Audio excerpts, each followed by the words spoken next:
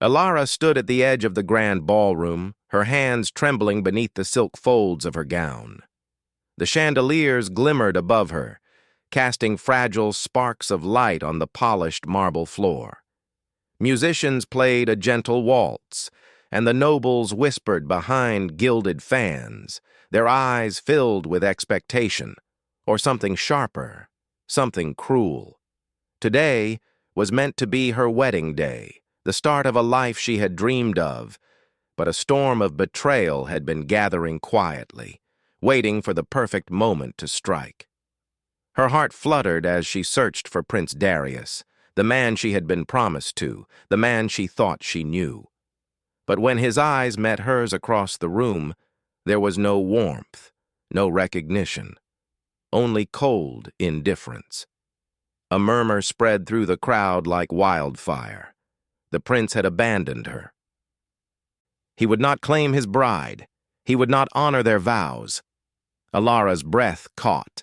The music faltered, replaced by whispers and gasps. Some faces looked shocked. Others seemed to revel in her humiliation.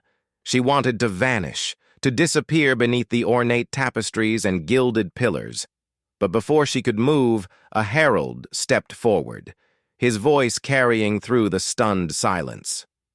"By decree of the king," he announced, "Lady Alara shall be sent to the vampire's castle at the edge of the kingdom, where she shall live out her days, or meet her end. This punishment is for bringing shame upon the royal family." A chill ran down Alara's spine. The vampire's castle. The stories had been whispered to children for centuries, a fortress shrouded in mist and shadow, where those who entered were never seen again. Legend said the vampire lord who lived there consumed the souls of the living. Some claimed he was a monster, a creature of darkness who had walked the world for 100 lifetimes. Alara felt her knees weaken. The nobles laughed softly, and even the king's eyes betrayed satisfaction. She had been abandoned, betrayed, and condemned in the same breath. Tears stung her eyes, but she swallowed them. She would not give them the satisfaction of seeing her despair. Not yet. The carriage that awaited her outside the castle gates was silent, black, and lined with velvet. She climbed in, her heart heavy with fear and sorrow. The driver whipped the horses, and the carriage moved like a shadow across the cold, misty fields. The wind howled, carrying with it whispers she could not understand. The forests grew dense and dark, the trees clawing at the moonlight as if trying to warn her. Hours passed in silence. The castle appeared as a jagged silhouette against the night sky, perched on cliffs that overlooked the roaring sea. Its towers were tall and sharp, like teeth against the black heavens. Windows glowed faintly with candlelight, but no sound of life echoed from within. Only the wind and the distant crash of waves. When the carriage stopped, Alara's hands shook as the door opened. The air was colder here, sharper, carrying the scent of earth, stone, and something else. Something ancient. She stepped out, her heels clicking on the frost-covered stones.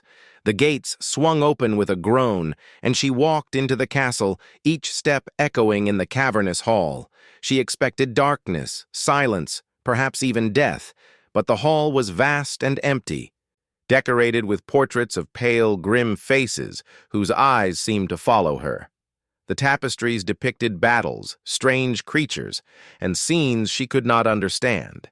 Shadows clung to every corner, and yet there was a strange beauty to the place. It felt alive. A voice, low and smooth, broke the silence.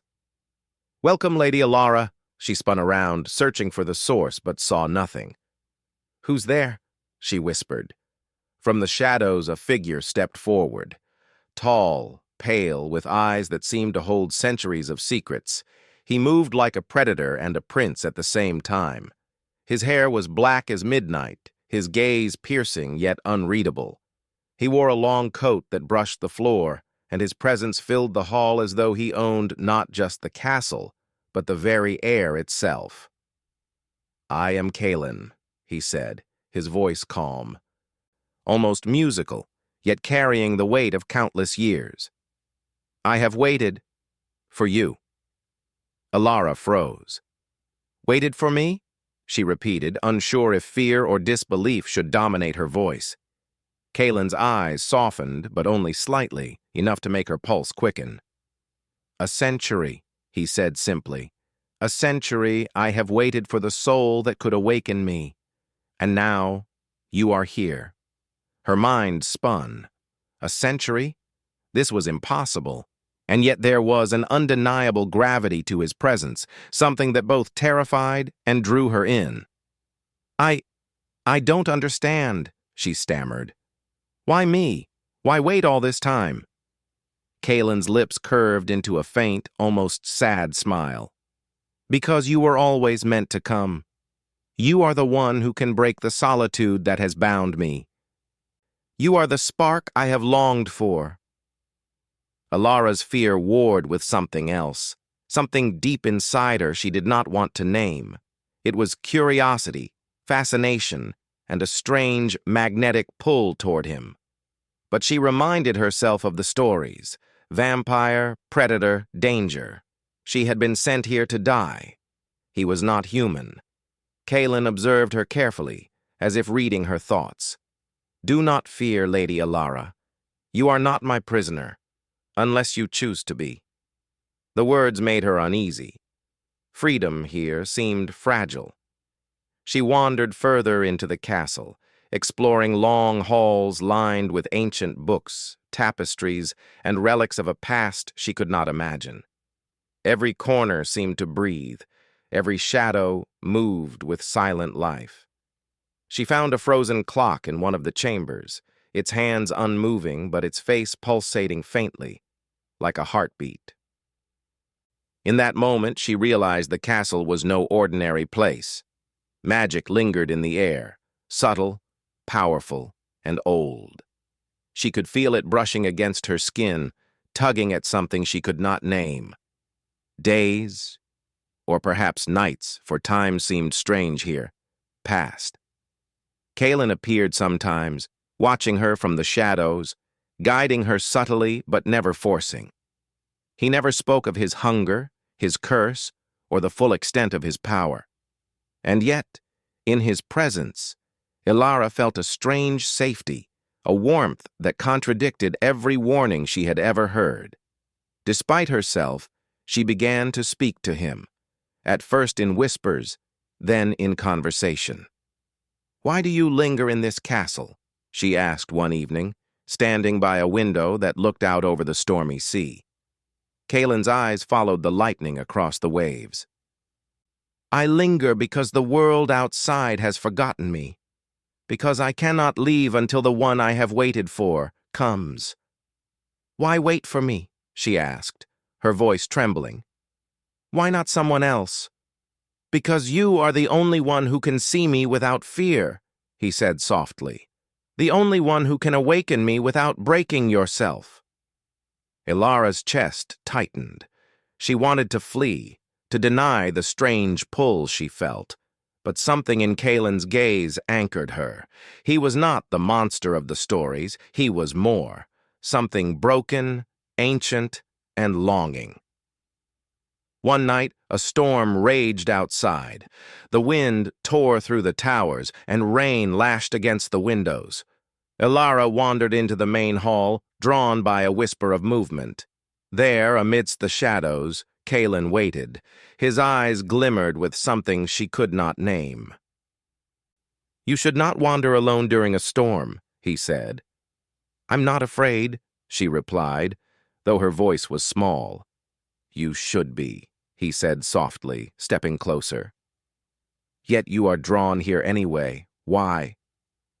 Alara did not answer. Perhaps she did not know. Perhaps some part of her longed for the danger, the mystery, the intensity of this ancient being who had waited a century for her.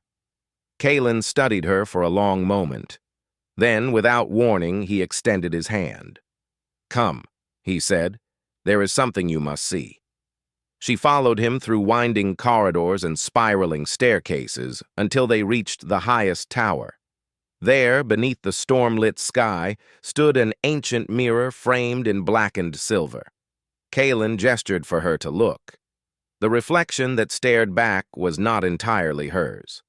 Shadows moved behind her, and faintly, she could see images of a past she did not know, Kaelin's past, centuries of loss, love, and solitude.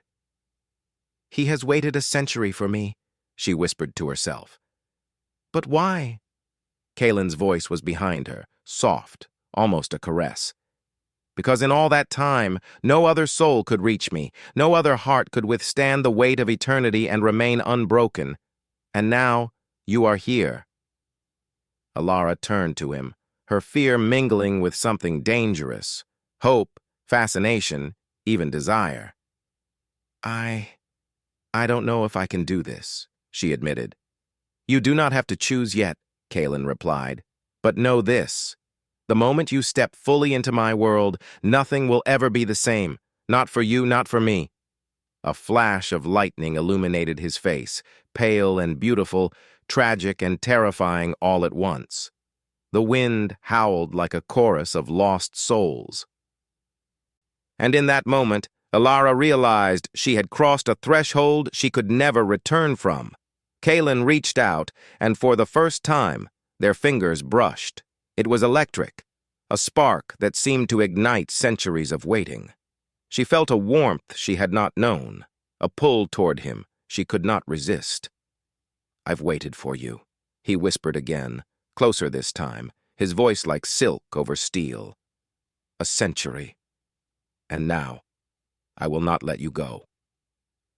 Ilara's heart raced. Fear and longing clashed inside her. She wanted to run, and yet she could not. The castle, the storm, the shadows, and Kaelin himself, all of it had become part of her reality and part of her heart. Outside, the storm raged on, carrying with it whispers of the world beyond the castle walls. But inside, in the tallest tower, two souls, one mortal, one eternal, stood on the edge of something neither fully understood. Something that would bind them together through fear, longing, and a century's worth of secrets. And in that moment, as lightning struck the highest spire and the castle trembled, Ilara realized she had survived the mortal world's betrayal, only to step into a far darker, far more compelling fate. The shadow at the top of the stairs dissolved as quickly as it had appeared, leaving Ilara trembling in the candlelight. Kaelin stood behind her, silent, his dark eyes scanning the hallway with a predator's precision. His presence was a comfort, and yet it carried the weight of centuries. "They are not ordinary men," he said quietly. "They come from the world beyond, seeking what you carry here. You must trust me." Alara nodded, though her throat felt tight. She wanted to run, to escape, but the thought of leaving the castle, leaving Kaelin, was unbearable. She had come this far, crossed thresholds that mortal fear had warned her against. And now, in the flickering candlelight, she realized she was not just a guest in this ancient place. She was becoming a part of it. Kaelin moved with her to a side chamber she had not explored before. The walls were lined with books older than kingdoms, their spines cracked with age, ink faded and delicate. Scrolls and parchments lay scattered on tables, some bound in leather, some in chains. He gestured for her to look. "These hold truths about my past," he said, "and perhaps about your future." Ilara ran her fingers over a book cover, smooth and cold as marble. "Your past?" she asked. You have lived a century?" Kaelin's expression darkened, but he nodded. "I was once a prince like your betrothed, but betrayal and blood changed me. I was cursed, condemned to a life without sunrise, without warmth, until the soul that could awaken me appeared. You are that soul." Ilara felt a shiver of awe mixed with fear. "Why me? I am nothing special. I was abandoned, humiliated, sent here to die." "You are exactly why," Kaelin said softly. "Because you are unbroken, because you have endured betrayal and humiliation, yet your heart still seeks life, love, and truth. That is why you can awaken me. That is why I have waited." She looked at him, struggling to reconcile the terror she felt with the strange fascination that pulled her toward him. His eyes, dark as midnight, seemed to see every fear and desire she had ever hidden, even from herself. Days passed, or perhaps nights, for time lost its meaning in the castle. Ilara explored its vast halls, tracing the carvings in stone, reading the books Kaelin allowed her to touch. She learned fragments of his life. A prince betrayed by love, a kingdom destroyed by jealousy, and a curse that had chained him to solitude for a century. Kaelin observed her silently, sometimes from the shadows, sometimes beside her, never forcing, always watching. The power he held was absolute. He could have commanded her fear, commanded her submission, yet he did not. He allowed her to move freely, to explore, to question. And in that restraint, there was an unspoken invitation, a delicate dance of trust and power. One evening, as the storm outside rattled the towers and wind whispered through the corridors, Ilara found herself standing on the highest terrace. Rain fell in sheets, and the sea below roared like a wounded beast. Kaelin emerged from the shadow behind her, silent as the night. "You face the storm," he said, his voice low, "yet you are unafraid." "I am afraid," Ilara admitted, "but I do not want to run." Kaelin studied her. "Courage is not the absence of fear, Lady Ilara. It is moving forward despite it. You have courage, and that is rare." Her heart pounded as the wind tore through her hair, and for the first time, she saw not just the vampire, not just the ancient lord, but the man beneath the centuries of darkness, vulnerable, longing, and painfully alone. "Why did you wait?" she asked. "A century is a long time to hope for someone." "Because some hearts are worth waiting for," he said softly. "Because I could not awaken fully without the one who could see me, truly see me. And that soul is yours." Ilara shivered, both from the wind and the weight of his words. I don't know if I can do this," she whispered. "You do not have to choose yet," Kaelin replied, stepping closer. "But the longer you remain here, the more you will feel the pull of what lies between us. It is not just desire, it is destiny." The storm raged on, lightning illuminating the towers, the battlements, the ancient stones of the castle. And as she looked into Kaelin's eyes, Ilara felt a truth she could not deny. She was drawn to him, and perhaps he to her, in ways that went beyond fear or reason. Their moments together were brief, filled with conversation, observation, and fleeting touches. A brush of a hand, a shared glance, a quiet word. And each time, the tension grew, a silent thread woven between mortal and immortal, between fear and longing. But the castle was not without danger. One night, the doors shook with a force that made the walls groan. Footsteps echoed through the stone halls, heavy and purposeful. Ilara's heart leapt into her throat. "They have come," Kaelin said, his eyes narrowing. "The world outside does not forgive what it does not understand. They seek to claim you, to drag you back into a life you no longer belong to." Ilara's mind raced. Who could dare enter this castle?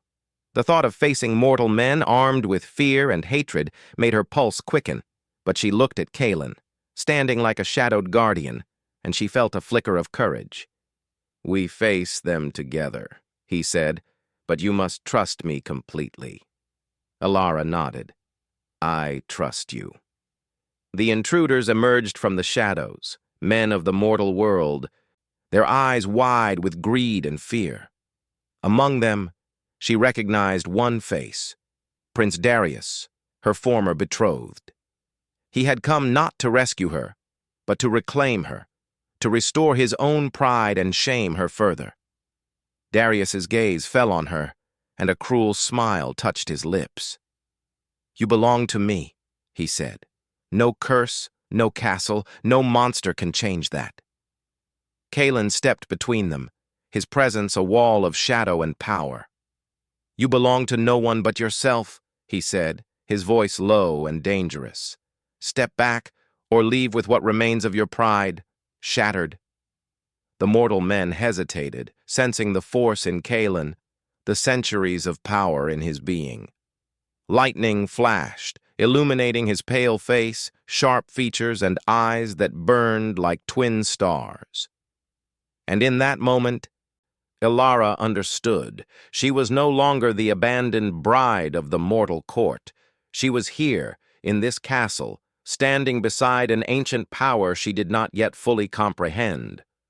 Darius lunged forward, his hands grasping for her, but Kalen moved faster. Too fast, a shadow among shadows. With a gesture, the intruder was thrown back, stunned and uninjured, but shaken.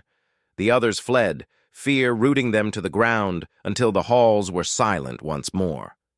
Ilara trembled, caught between relief and awe. You could have killed them," she whispered. Kalen shook his head. "I did not. I only protected you.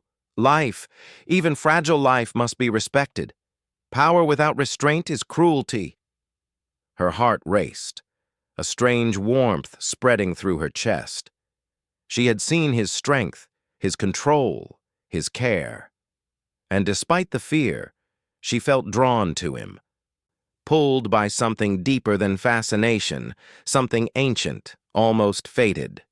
That night, they walked through the castle together, the storm outside fading into soft rain. Kalen led her to a hidden chamber filled with ancient relics, books, and maps. He spoke of the history of the vampire lords, of curses and redemption, of love and loss that spanned centuries. "You see," he said, "the world is cruel, but it is not without beauty, and in you, I see both the beauty and the strength that can redeem what I have lost." Ilara's hands trembled as she traced the edge of a map depicting lands she had never known. "And what of me?" she asked softly. "What happens if I cannot awaken you?" Kalen reached out, brushing a lock of hair from her face. "You already have," he said. "Each step you take, each moment you face fear and uncertainty, it awakens me, not just from sleep, but from centuries of solitude and longing." The words were like a spell, and Ilara felt herself drawn closer, not just in body, but in soul. She realized that she had survived the mortal world's betrayal to find something far stranger, far more intense, in the castle of shadows. Something that promised not death, but life, though it was life intertwined with danger, power, and love she had never imagined. Kalen lingered near her, silent, until the first light of dawn crept through the towers. The storm had passed, but the world outside remained unchanged, waiting with its own threats and uncertainties. "You will face more than storms," Kalen said quietly, "and soon the mortal world will send others who do not understand. But together, we can face them. Together, we can shape a future beyond fear." Ilara nodded, her resolve strengthening. She would not run. She would not hide. She would face whatever came, because she had already crossed the threshold into a world where fear and longing intertwined, where mortal and immortal hearts collided, and where destiny was written not by time, but by courage and love.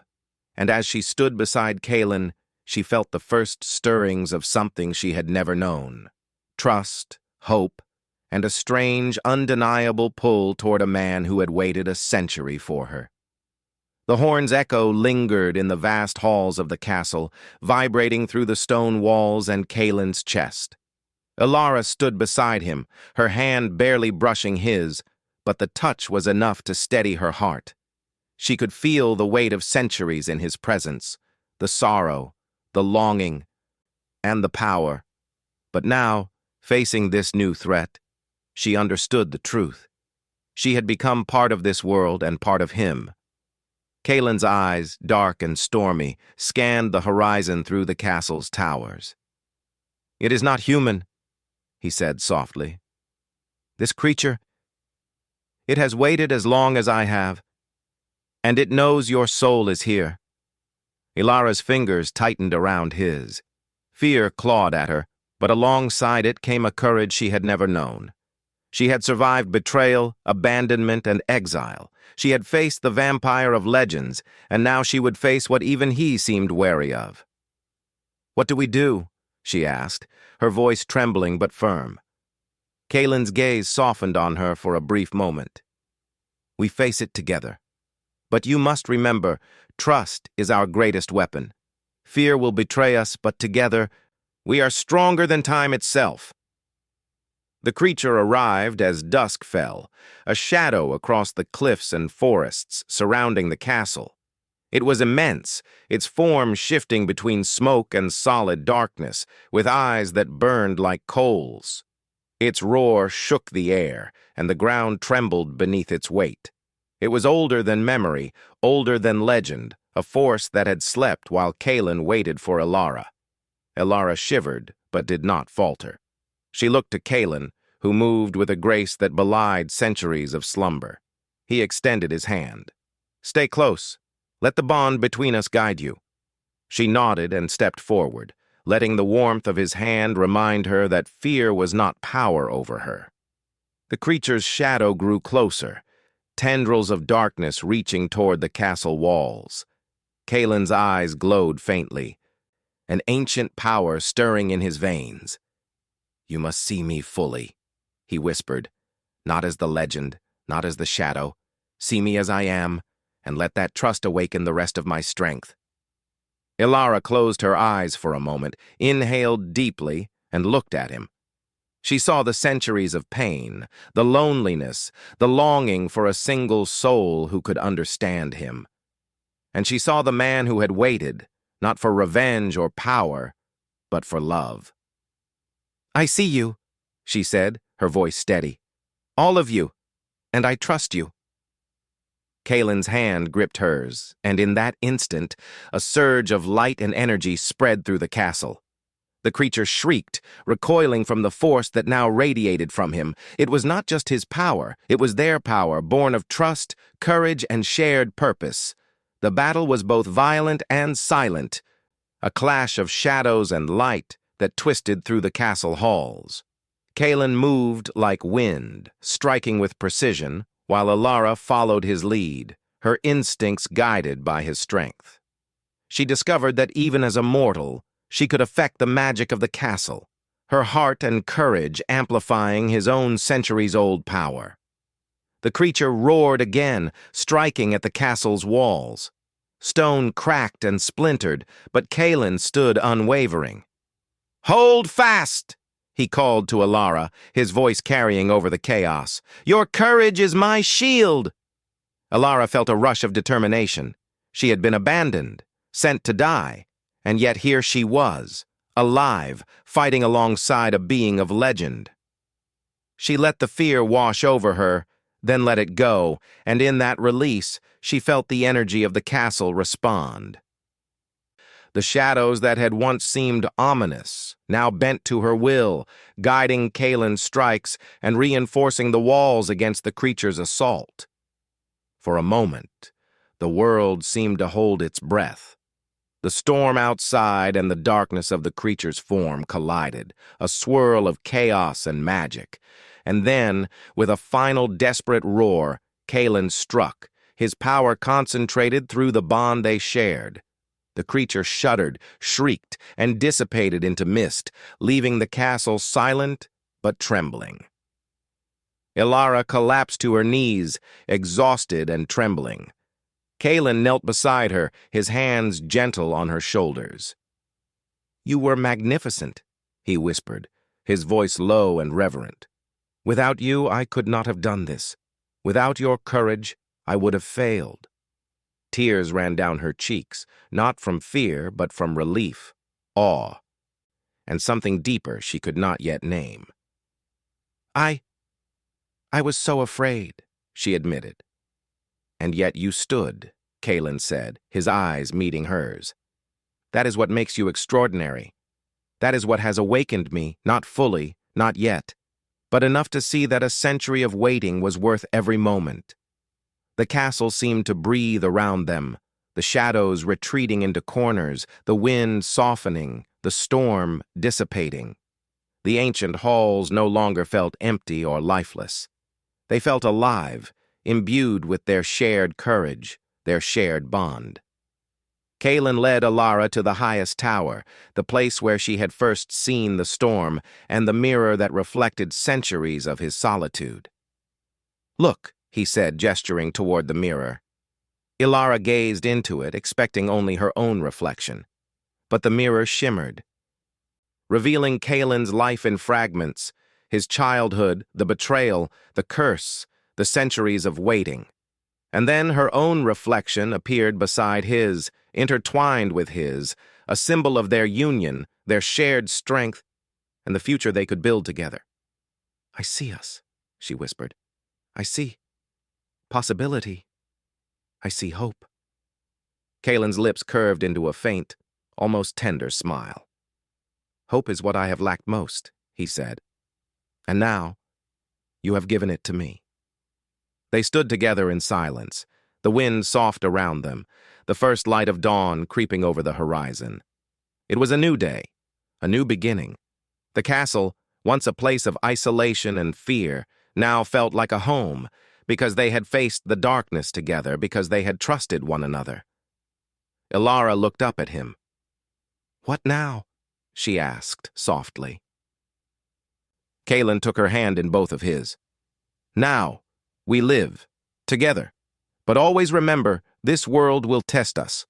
Outside these walls, the forces of fear and envy remain, but inside, we have what no one else can touch: trust, courage, and love."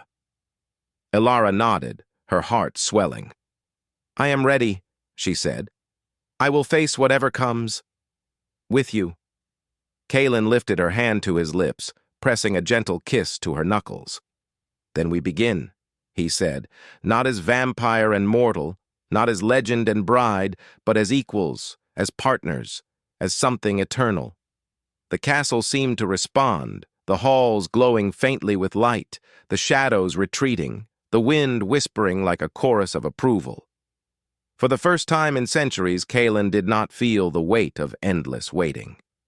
For the first time, Alara did not feel the sting of abandonment or betrayal. Together they explored the castle, discovering hidden gardens, libraries filled with knowledge, and towers that touched the clouds. They spoke of dreams, fears, and the strange magic that now seemed to bind them not just to each other, but to the very stones of the castle. Days passed, and with each day, their bond deepened. Ilara's courage and curiosity complemented Kalen's wisdom and strength. Where he had once been brooding and isolated, he now laughed softly at her sharp observations and unexpected humor. Where she had once been frightened and unsure, she now moved with confidence, guided by love, trust, and the magic that had awakened within her. And yet, the world beyond the castle still waited. The mortal realm, the courts, and the whispers of fear and envy were not gone. But Kalen and Alara knew that together they could face whatever came. Their love was not naive. It was forged in fear, struggle, and the knowledge that they had chosen each other despite the dangers and the centuries of pain.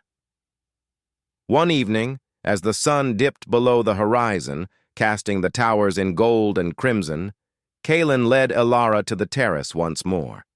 The sea roared beneath them, but this time it did not frighten her. She felt a part of the storm, a part of the castle, a part of him. Kalen took both her hands in his. "Alara," he said, his voice steady, "a century of waiting has led to this moment. And now I ask you, will you choose to stay with me? Not as a bride bound by duty, but as a partner bound by trust and love. Ilara's eyes shone. Yes, she said without hesitation. I choose you, and I will face whatever comes. With you. Kalen's lips curved into a smile that was both fierce and tender. Then eternity is ours, he said softly. And as the wind swept over the towers and the castle seemed to sigh with relief, the two of them stood together, mortal and immortal, human and legend, fear and courage intertwined. The century of waiting had ended, but their story, their love, their trials, their triumphs, was only beginning. The shadows of the castle receded, leaving warmth and light in their place. Outside, the world remained uncertain, filled with dangers, envy, and whispers of fear. But inside the castle, Ilara and Kalen had discovered something older than time itself: trust, courage, and a love that would endure beyond centuries.